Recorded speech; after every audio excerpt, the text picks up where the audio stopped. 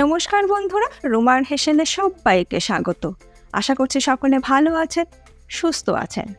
চিড়ের পোলাও তো আমরা প্রায় বাড়িতে বানিয়ে খেয়ে থাকি, তবে আজকে আমি আপনাদের সঙ্গে একটু অন্য স্বাদের চিড়ের পোলাও রেসিপি শেয়ার করছি। আপনারা এটা কি নাম দেবেন অবশ্যই কমেন্ট বক্সে কমেন্ট করে জানাবেন। তাহলে দেখে নেওয়া যাক অন্য স্বাদের চিড়ের পোলাও রেসিপি। চিড়ের পোলাও বানানোর জন্য আমি এক বাটি চিড়ে নিয়ে নিলাম। এখানে আমি পোলাও বানানোর জন্য যে চিড়েটা ব্যবহার করা হয় সেই চিড়েটাই নিয়েছি। দেখুন, চিড়েটা কিন্তু খুব বেশি পাতলাও না, আবার খুব বেশি মোটাও না।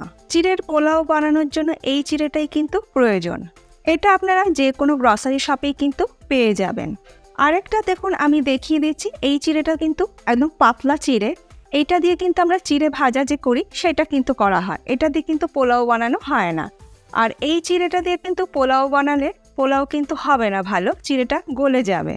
যাই হোক, এবার চিড়েটাকে আমি ধুয়ে নেব। একঘেয়ে চিড়ের পোলাও খেতে খেতে যদি বোর হয়ে থাকেন তাহলে অবশ্যই একটু ভিন্ন স্বাদের চিড়ের পোলাওটা বানিয়ে একদিন বাড়িতে দেখবেন, আশা করি আপনাদের ভীষণই ভালো লাগবে। যাই হোক, চিড়েটাকে ধুয়ে জল ঝরিয়ে আমি একটা ছাঁকনির মধ্যে নিয়ে নিয়েছি। এবার এই ধুয়ে নেওয়া চিড়ের মধ্যে দিয়ে দিচ্ছি আমি স্বাদ মতো নুন, আর দিচ্ছি গুঁড়ো চিনি 2 টিস্পুন। এবার সব কিছু দিয়ে চিড়েটাকে ভালো করে মিশিয়ে নিয়ে 10 মিনিট রেখে দেব।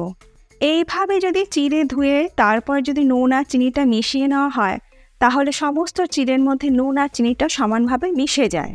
10 মিনিট পর মিক্সিং জারের মধ্যে নিয়ে নেব 1 কাপ ধনেপাতা, আর পুদিনা পাতা দিচ্ছি 1/4 কাপ। খুব বেশি কিন্তু পুদিনা পাতা ব্যবহার করবেন না। কাঁচা লঙ্কা দিয়ে দিলাম 1টি, আর রসুন দিয়ে দিলাম 3 কোয়া। আপনারা যদি রসুনটা দিতে অপছন্দ করেন সেটা স্কিপ করেও কিন্তু করে নিতে পারেন।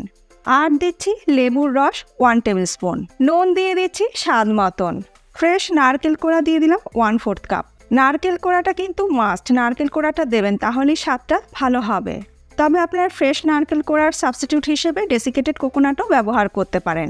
অল্প একটু জল দিয়ে এটার একটা স্মুথ পেস্ট আমি তৈরি করে নেব। দেখুন, পেস্টটা কিন্তু আমার তৈরি করে নেওয়া হয়ে গেছে, আর এইরকমই কিন্তু স্মুথ করে পেস্টটা তৈরি করে নিতে হবে।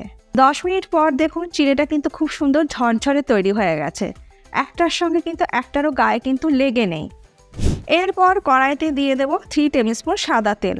রান্নাটা সাদা তেলে করলেই বেশি ভালো হবে। তেল গরম হয়ে গেলে এর মধ্যে দিয়ে দেব 1 মুঠো কাজু।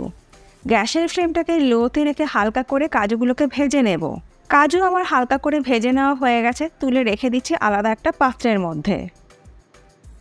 ওই তেলের মধ্যেই ফোড়নে দিয়ে দেব 1/2 টিস্পুন কালো সর্ষে বা রাই, আর দেব একদম মিহি করে কুচনো একটি মিডিয়াম সাইজের পেঁয়াজ।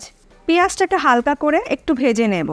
মিডিয়াম ফ্লেমে পেঁয়াজ হালকা করে ভেজে নেওয়া হয়ে গেলে এর মধ্যে দিয়ে দেব ধনেপাতা, পুদিনা পাতা আর নারকেলের পেস্ট। এবার সব কিছু একসঙ্গে লো ফ্লেমে 1 থেকে 2 মিনিট একটু মিশিয়ে নেব।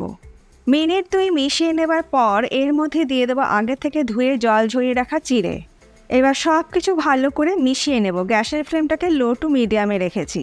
মিনিট 2 সময় ধরে সব কিছু ভালো করে মিশিয়ে নেবার পর এর মধ্যে দিয়ে দিচ্ছি ব্লাঞ্চ করে নেওয়া সুইট কর্ন, আর দিয়ে দিচ্ছি ফ্রেশ মটরশুঁটি। আপনাদের ইচ্ছে হলে মটরশুঁটি হালকা ভাপিয়ে নিয়েও ব্যবহার করতে পারেন, তবে আমি এখানে ফ্রেশই ব্যবহার করলাম। মটরশুঁটি, সুইট কর্ন আর কাজু আপনারা আপনাদের ইচ্ছে মতন ব্যবহার করবেন।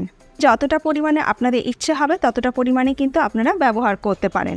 সব কিছু ভালো করে মিশিয়ে নেওয়ার পর দিয়ে দিচ্ছি স্বাদ মতন নুন। তবে নুনটা আমরা আগেও ব্যবহার করেছি, নুনটা কিন্তু বুঝে ব্যবহার করতে হবে।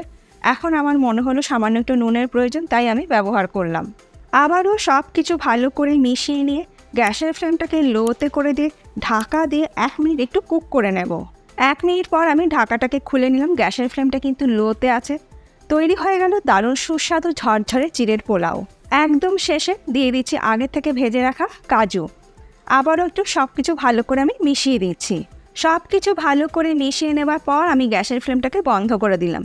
তৈরি হয়ে গেল দারুণ সুস্বাদু হেলদি চিড়ের পোলাও। এবার এটাকে আমি সার্ভ করব।